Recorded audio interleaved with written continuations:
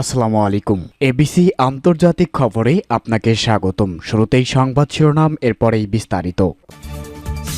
জানিয়ে দিব এই মুহূর্তে পাওয়া সর্বশেষ আপডেট আন্তর্জাতিক সংবাদ। শুরুতেই শিরোনাম। ইসরায়েলকে ঠেকানো অবশ্যই সবচেয়ে গুরুত্বপূর্ণ অগ্রাধিকার হতে হবে, প্রেসিডেন্ট পেজেশকিয়ানের মন্তব্য। পরেই জানাবো ইসরায়েলের বিরুদ্ধে দীর্ঘকালীন যুদ্ধ করতে প্রস্তুত ইরানের মিত্র হুতিরা। এদিকে আসাদের পতনে ক্রমশ দুর্বল হচ্ছে ইরান, প্রভাব বিস্তারে মরিয়া ইসরায়েল। এরপরেই জানাবো ফিলিস্তিনের পশ্চিম তীরের মসজিদ আগুন দিয়ে পুড়িয়ে দিল ইহুদিবাদীরা। এবং সর্বশেষ জানিয়ে দিব সাত সকালে রুশ ক্ষেপণাস্ত্র হামলায় কাঁপল কিয়েভ, নিহত এক। এতক্ষণ শুনছিলেন সংবাদ শিরোনাম, এবারে বিস্তারিত। তবে তার আগে প্রতিদিনের আপডেট আন্তর্জাতিক সংবাদ সবার আগে পেতে ভিডিওটিতে একটি লাইক দিয়ে চ্যানেলটি সাবস্ক্রাইব করার অনুরোধ রইল। ইসরায়েলকে ঠেকানো অবশ্যই সবচেয়ে গুরুত্বপূর্ণ অগ্রাধিকার হতে হবে, প্রেসিডেন্ট পেজেশকিয়ানের মন্তব্য।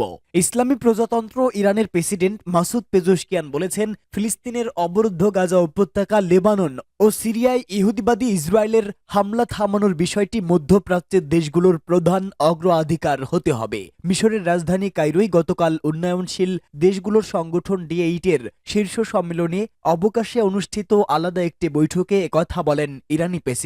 তিনি বলেন, আমরা এমন একটি সময়ে আজ এখানে মিলিত হয়েছি যখন মধ্যপ্রাচ্য স্পর্শকাতর, জটিল এবং অস্থিতিশীল পরিস্থিতির মধ্য দিয়ে সময় পার করছে। তিনি বলেন, আমরা যখন গাজা হামলায় 14 মাস পার করতে যাচ্ছি, তখন আমরা দেখছি ইহুদিবাদী ইসরায়েল লাগাতার বর্বরতা চালাচ্ছে এবং ফিলিস্তিনি জনগণের বিরুদ্ধে মানব ইতিহাসের সবচেয়ে মর্মান্তিক অপরাধযোগ্য চলছে। সর্বোপরি সাম্প্রতিক মাসগুলোতে ইহুদিবাদী ইসরায়েল লেবানন ও সিরিয়ায় ভয়ঙ্কর হামলা চালিয়েছে। প্রেসিডেন্ট পেজেশকিয়ান জোর দিয়ে বলেন, ইহুদিবাদী ইসরায়েল গত এক বছরে ফিলিস্তিনি জনগণের শুধুমাত্র স্বাধীনতা, আত্মনিয়ন্ত্রণ অধিকার, নিরাপত্তা লঙ্ঘন ও শিক্ষার মতো অধিকার কেড়ে নেয়নি, বরং তারা তাদের জীবনের অধিকার, খাদ্য, পানি, আশ্রয়, এমনকি পরিবারের সদস্যদের ভাগ্য কি হয়েছে তা জানার অধিকারও কেড়ে নিয়েছে।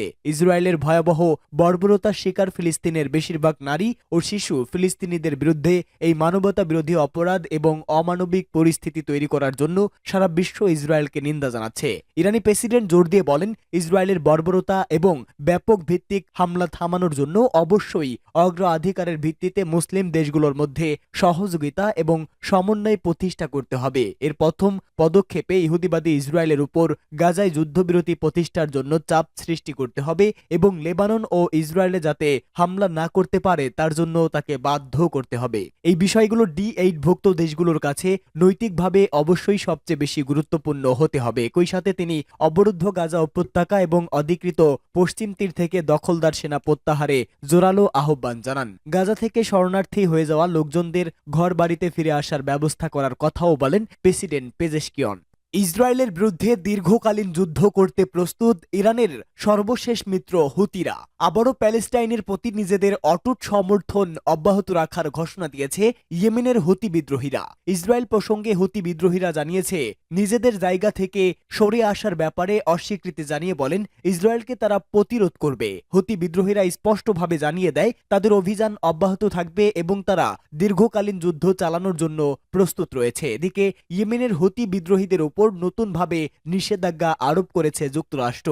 সানা কেন্দ্রীয় ব্যাংকের গভর্নর হাশেম আল মাদানি এবং বেশ কয়েকজন হুতি কর্মকর্তা ও কোম্পানির বিরুদ্ধে এসব নিষেধাজ্ঞা আরোপ করা হয়। হুতি বিদ্রোহীদের ইসরায়েল বিরোধী কর্মকাণ্ড ও ইয়েমেনে চলমান সংঘাতের পরিপ্রেক্ষিতে এই পদক্ষেপ নেয় যুক্তরাষ্ট্র। এ সময় নিষেধাজ্ঞার আওতায় আসা ব্যক্তি ও কোম্পানিগুলোর বিরুদ্ধে আন্তর্জাতিক চাপ প্রয়োগের সিদ্ধান্ত নেওয়া হয়। এদিকে ইয়েমেনের হুতি নিয়ন্ত্রিত এলাকাগুলোতে সামরিক হামলা অব্যাহত রেখেছে ইসরায়েলি বাহিনী। সম্প্রতি সানা শহরের পাওয়ার স্টেশনে ইসরায়েলি বাহিনীর বিমান হামলায় অন্তত 9 জন মারা গেছে। ইসরায়েলে হুতিদের ক্ষেপণাস্ত্র হামলার পর ইয়েমেনের এই এলাকায় আক্রমণ হয়। হুতিদের এমন শক্ত অবস্থানের প্রশংসা করেছে প্যালেস্টাইনের গ্রুপগুলো। তিনি বলেন, আমরা গাজায় ইসরায়েলের আক্রমণের বিরুদ্ধে আমাদের ভাইদের শক্ত অবস্থানের প্রশংসা করি এবং তাদেরকে আক্রমণ তীব্র করার জন্য আহ্বান জানাই, যতক্ষণ না পর্যন্ত দখলদার বাহিনী আত্মসমর্পণ করে করে এবং গণহত্যা চালানো বন্ধ না করে। ইসলামী জিহাদের সশস্ত্র শাখা বলেছে, তেল আবিবে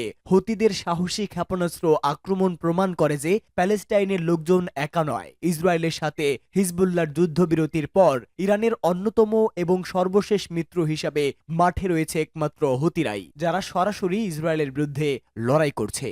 আসাদের পতন, ক্রমশ দুর্বল হচ্ছে ইরান, প্রস্তাব বিস্তারে মরিয়া ইসরায়েল। 2024 সালটি ইরানের জন্য বেশি ভালো যায়নি তা বলার অপেক্ষা রাখে না, কেননা মধ্যপ্রাচ্যে দেশটির সহায়তায় গড়ে ওঠা সশস্ত্র গোষ্ঠীকে প্রায় ধরাশায়ী করেছে ইসরায়েল। এই খবর দিয়ে বার্তা সংস্থা রয়টার্স বলেছে, আগামী বছরটি ইরানের জন্য বেশ হিসাব নিকাশের একটি বছর হতে পারে, কেননা চিরশত্রু ইসরায়েল এবং এর প্রধানমন্ত্রী বেনিয়ামিন নেতানিয়াহু তেহরানের জন্য ক্রমশ চিন্তার কারণ হয়ে উঠছে। মধ্যপ্রাচ্যে ইরানের প্রতিপত্তিকে চ্যালেঞ্জ করে নিজেদের ভিত্তি মজবুত করতে প্রস্তুত ইসরায়েলের প্রবীণ নেতা নেতানিয়াহু। ইরানের পারমাণবিক উচ্চ আকাঙ্ক্ষা ব্যর্থ করতে সদা মরিয়া তিনি ও তার দেশ। ফিলিস্তিনের হামাস ও লেবাননের হিজবুল্লাহকে কার্যত দুর্বল করে দিয়েছে ইসরায়েল বলে দাবি নেতানিয়াহুর। এছাড়া সিরিয়ার প্রেসিডেন্ট বাশার আল আসাদ এর পতনের যে সুযোগ সৃষ্টি হয়েছে তা হাতছাড়া করতে চাইবে না নেতানিয়াহু।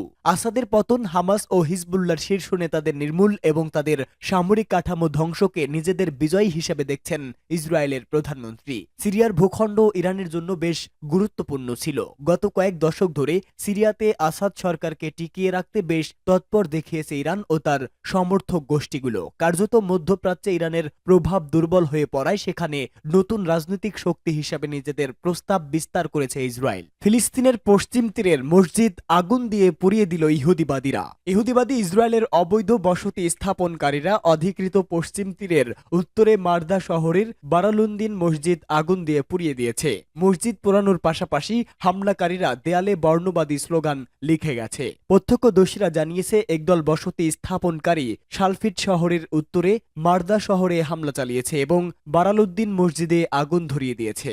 আগুনের তীব্রতা এত বেশি ছিল যে আগুন নেভানোর চেষ্টার মধ্যেই মসজিদে অনেক অংশ পুড়ে গেছে। স্থানীয়রা আগুন নেভানোর চেষ্টা করেও ক্ষতি ঠেকাতে পারেনি। প্রত্যক্ষদর্শীরা আরো বলেছেন, ইহুদিবাদী দখলদার সন্ত্রাসীরা মসজিদের দেয়ালে তাদের একটি ধর্মীয় প্রতীক অঙ্কন করে বর্ণবাদী স্লোগান লিখেছে। আরবরা ধ্বংস হোক এই স্লোগানও দেওয়ালে লেখা হয়েছে। ইহুদিবাদী ইসরায়েল মারদা শহরটিকে ঘিরে অবৈধ বসতি স্থাপন করেছে এবং ফিলিস্তিনিদের এই শহরটিকে চারদিক থেকে কাঁটাতার দিয়ে অবরুদ্ধ করে রেখেছে। শহরে প্রবেশের জন্য যে প্রবেশ পথ রাখা হয়েছে সেটাও গত বছরের 7 অক্টোবর থেকে প্রায় সময় বন্ধ রাখা হচ্ছে। সেখানকার অধিবাসীরা কার্যত বন্দী জীবন কাটাচ্ছে। সাত সকাল রুশ ক্ষেপণাস্ত্র হামলায় কাঁপল কিয়েভ, নিহত এক।